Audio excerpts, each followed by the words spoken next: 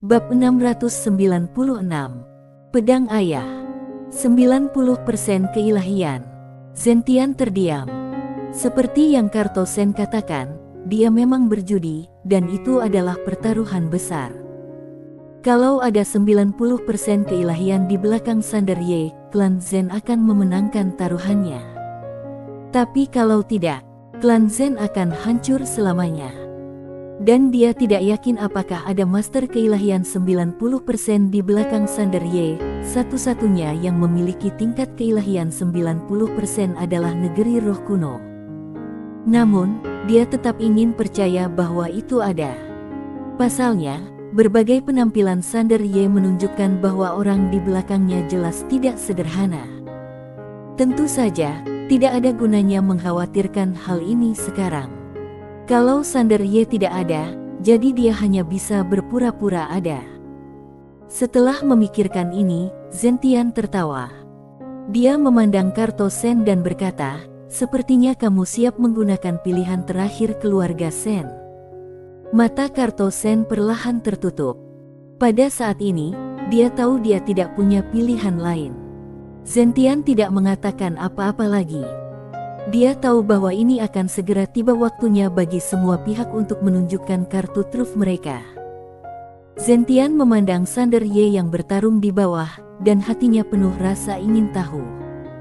Apakah orang di belakang Sanderye adalah keilahian 90%? Di bawah, pertempuran antara Sanderye dan Raja Iblis Ki Utara telah mencapai puncaknya. Keduanya telah mencoba yang terbaik saat ini. Bang! Pada saat ini, ketika gelombang kejut yang mengerikan meletus, Sanderye dan Raja Iblis Ki Utara mundur dengan keras pada saat yang bersamaan. Kali ini, Raja Iblis Ki Utara tidak memilih untuk mengambil tindakan setelah dia berhenti.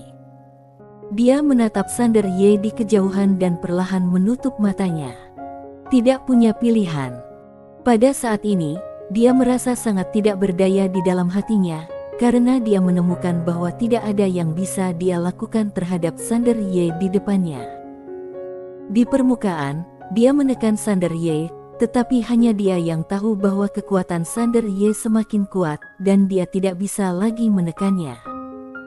Dia tahu dia tidak bisa menundanya lebih lama lagi. Kalau terus ditunda maka akan merugikan dirinya. Setelah memikirkan hal ini, Raja Iblis Ki Utara perlahan mengangkat kepalanya untuk melihat Sanderye di kejauhan, dan perlahan menggenggam tangannya. Bang! Untuk sesaat, tubuhnya mulai menjadi tidak nyata. Tubuh aslinya muncul. Diam-diam, Nyonya Chu menatap tubuh ilusi Raja Iblis Ki Utara. Orang ini akhirnya mengambil jalan terakhir. Secara alami, monster hanya dapat mengerahkan kekuatan penuhnya setelah memulihkan tubuh aslinya. Segera, di bawah tatapan semua orang, Raja Iblis Ki Utara secara bertahap berubah menjadi monster. Dia tidak besar, tingginya hanya sekitar 10 kaki, dan tampak seperti buaya raksasa dengan 2 sayap. Di kejauhan, Sanderye menatap Raja Iblis Ki Utara dengan santai. Dia menyeka darah dari sudut mulutnya. Maya Ao tiba-tiba bertanya, "Apakah kamu membutuhkan aku?" Sanderye menggelengkan kepalanya. Maya Ao sedikit khawatir. Sanderye tersenyum dan berkata, "Tidak apa-apa, aku tidak akan melakukan apapun yang melebihi kemampuanku." Maya Ao tidak berkata apa-apa. Dia tahu Sanderye pasti bisa. Sanderye perlahan mengangkat kepalanya dan melihat ke arah Raja Iblis Ki Utara yang telah memulihkan tubuhnya di kejauhan. Kedua belah pihak saling memandang tanpa omong kosong, dan Raja Iblis Ki Utara tiba-tiba berubah menjadi cahaya hitam dan menghilang dari tempatnya. Bang! Dalam sekejap, seluruh galaksi mendidih dan mati. Kekuatan fisik murni. Tapi saat ini, mata Sanderye perlahan tertutup. Ketika Raja Iblis Ki Utara bergegas ke depannya, tiba-tiba, jiwa pedang yang tak terhitung jumlahnya keluar dari depannya. Kali ini, Sanderye melepaskan semua jiwa pedangnya.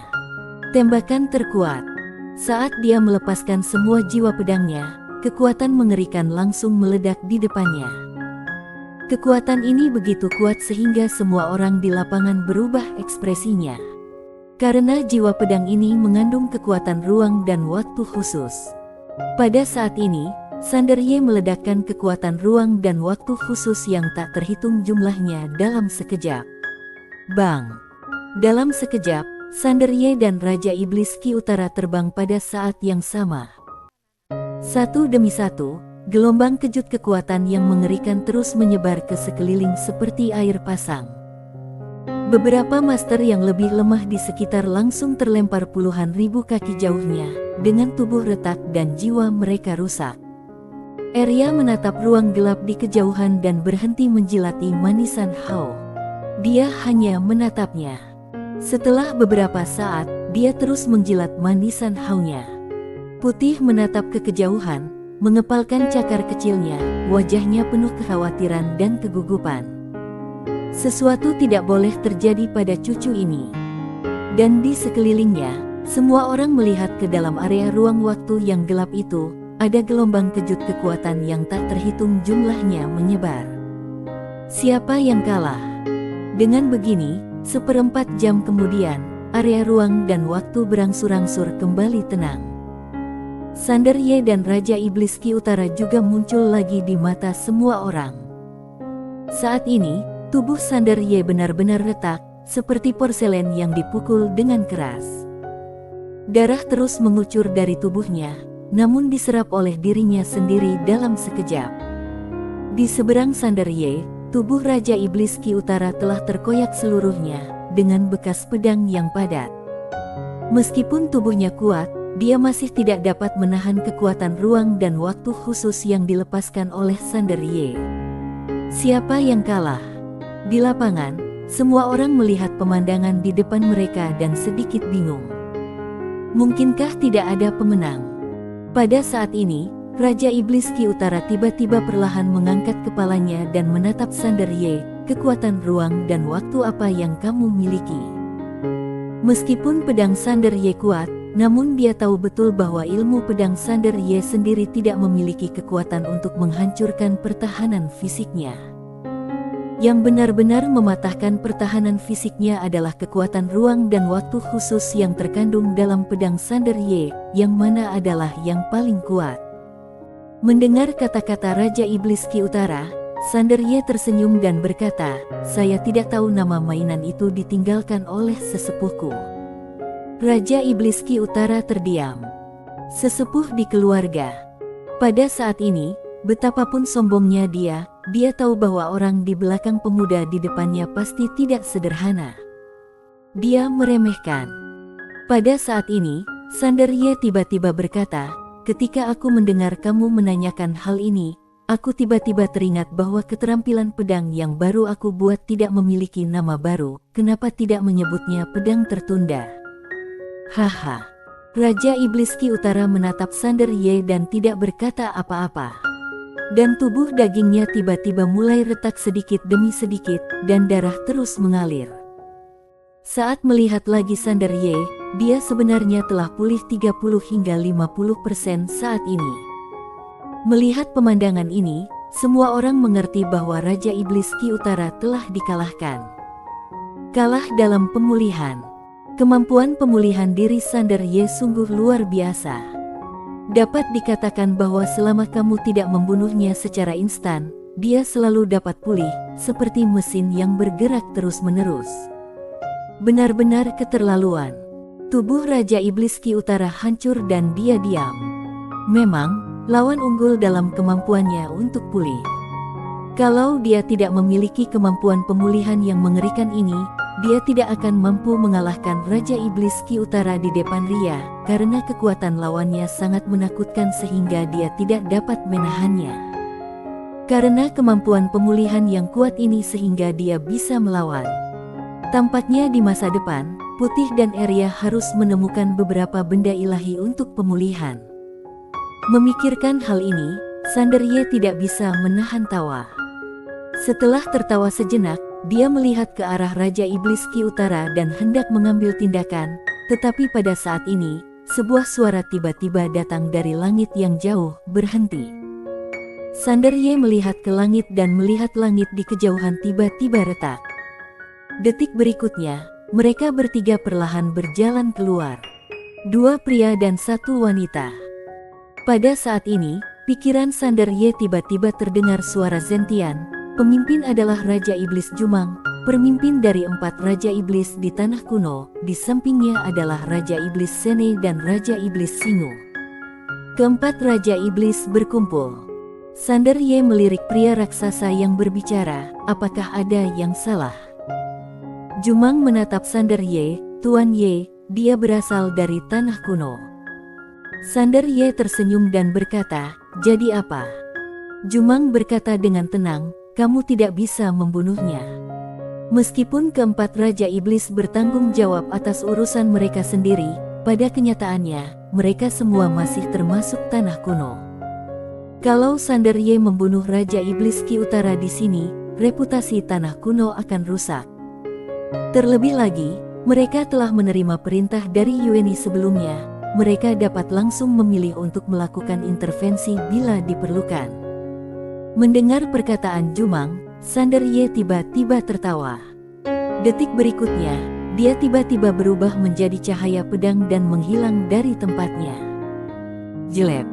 Raja Iblis Ki Utara langsung diserang di antara alisnya dengan pedang, dan segera setelah itu, dia langsung terhapus oleh kekuatan khusus ruang dan waktu di pedang Sander Ye.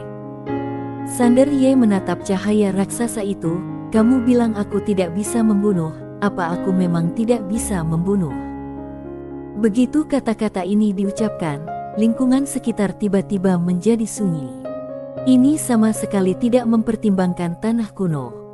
Jumang menatap Sander Ye, sangat percaya diri. Sander Ye tertawa, wajar kalau kalian membunuhku, tapi aku tidak boleh memiliki kepercayaan diri untuk membunuhmu. Saat dia berbicara, dia melambaikan tangannya, jangan bicara terlalu banyak omong kosong. Aku akan berbicara terus terang. Kalau aku tidak mati hari ini, aku akan menghancurkan Tanah Kuno di masa depan. Memang benar, sekarang tidak peduli apakah dengan keluarga Sen atau dengan Tanah Kuno, tidak ada kemungkinan rekonsiliasi. Semua orang berjuang sampai mati. Sesederhana itu. Mendengar perkataan Sander Ye, mata Jumang menyipit, di belakangnya, mata kedua Raja Iblis itu berangsur-angsur menjadi dingin. Ini adalah pertama kalinya mereka bertemu seseorang yang tidak menghormati Tanah Kuno.